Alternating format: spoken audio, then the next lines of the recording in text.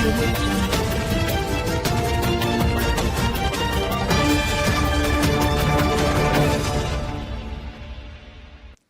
मैं प्रिया। आप देख रहे हैं आंचलिक खबरें, अपनों की खबर आप तक। आइए नजर डालते हैं दिन भर की बड़ी खबरों पर। महाकुंभ 2025 13 जनवरी से शुरू, समापन महाशिवरात्रि पर पहला शाही स्नान 14 जनवरी को, मकर संक्रांति के दिन। महाकुंभ 2025 का शुभारंभ 13 जनवरी को होगा, जबकि समापन 26 फरवरी महाशिवरात्रि के दिन होगा।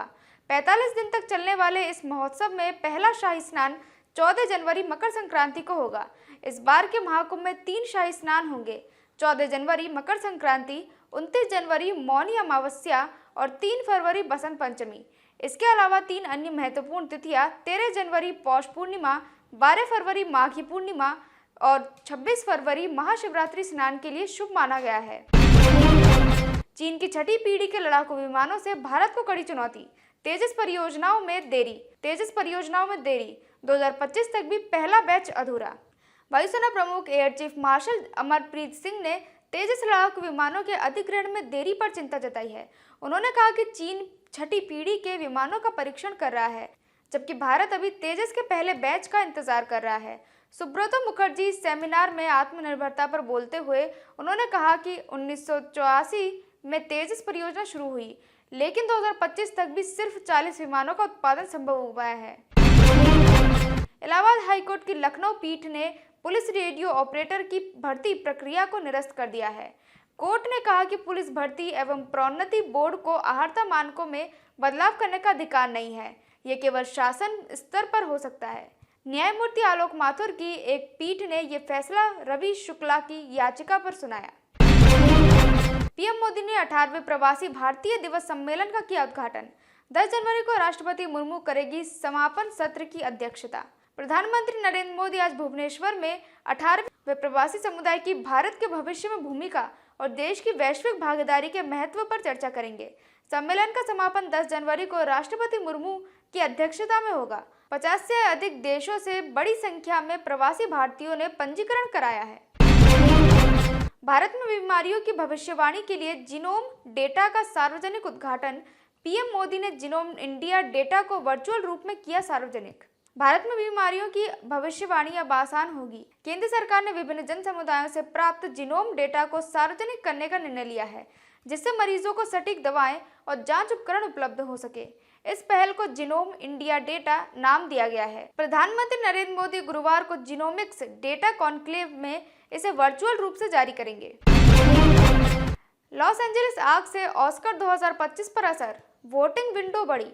आग के कारण ऑस्कर स्क्रीनिंग और बैक ऑफ रद्द। लॉस एंजलिस क्षेत्र में भीषण जंगल की आग और तेज हवाओं के कारण 97वें अकादमी अवार्ड ऑस्कर 2025 की प्रक्रिया में बदलाव हुआ है। आग के प्रभाव को देखते हुए academy of motion picture arts and sciences ने ऑस्कर नामांकन वोटिंग विंडो को बढ़ा दिया है।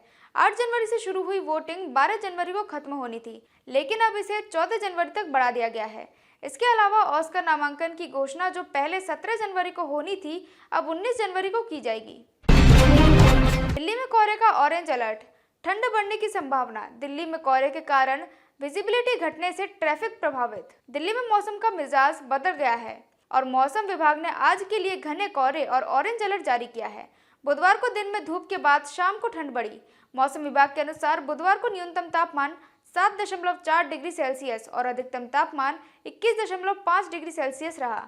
पालम एयरपोर्ट में दृश्यता शून्य थी और सफदरगंज में 100 मीटर तक दृश्यता रही, जिससे वाहन चालकों को परेशानी हुई। दिल्ली में विधानसभा चुनाव, 220 फ्लाइंग स्क्वाड और ड्रोन से निगरानी। 40,000 पुलिसकर्मी और 200 अर्धसैनिक बल तैनात, सुरक्षा अलर्ट। दिल्ली विधानसभा चुनाव की घोषणा के बाद दिल्ली पुलिस पूरी तरह से अलर्ट हो गई है। पुलिस के 40,000 जवान और 200 अर्धसैनिक कंपनियों के अलावा 15,000 से अधिक होम गार्ड, जिनमें राजस्थान और उत्तर प्रदेश से भेजे गए जवान शामिल है, सुरक्षा व्यवस्था संभालेंगे। पुलिस ने 220 फ्लाइंग स्क्वाड को तैनात किया है और विधानसभा क्षेत्र में चेकिंग, गश्त और निगरानी बढ़ा दी है। तिरुपति में वैकुंठ द्वार दर्शन के दौरान भगदड़, मौत की संख्या बढ़ी। तिरुपति के प्रसिद्ध श्री वेंकटेश्वर मंदिर में बुधवार को भगदड़ मच गई, जिसमें 6 लोगों की मौत हो गई और 40 अन्य घायल हो गए। ये घटना वैकुंठ द्वार दर्शन टिकट वितरण केंद्र के पास हुई, जब श्रद्धालु टिकट के लिए कतार में थे। सुबह के लगभग 4000 श्रद्धालु बेगारी पट्टी पार्क में टोकन लेने के लिए खड़े थे और अचानक भगदड़ के कारण स्थिति विकट हो गई। डिजिटल कृषि मिशन, 1 करोड़ किसानों को मिली डिजिटल कार्ड। डिजिटल कृषि कार्ड से किसानों की पहचान होगी आसान। डिजिटल कृषि मिशन के तहत 1 करोड़ किसानों को डिजिटल कार्ड प्रदान किए गए हैं, जो उन्हें केंद्र सरकार की विभिन्न योजनाओं का लाभ प्राप्त करने में सक्षम बनाएंगे। इस कार्ड को किसानों और उनकी खेती का आधार कार्ड माना गया है। इस कार्ड से किसानों की भूमि की स्थिति का पता लग सकेगा, जिससे भूमिहीन और भूमिधारी किसानों की पहचान आसानी से की जाएगी। इसके जरिए सरकार भूमिहीन किसानों के लिए कल्याणकारी योजनाएं तैयार कर सकेगी। अब तक के लिए बस इतना ही। देखते रहिए आंचलिक खबरें, अपनों की खबर आप तक।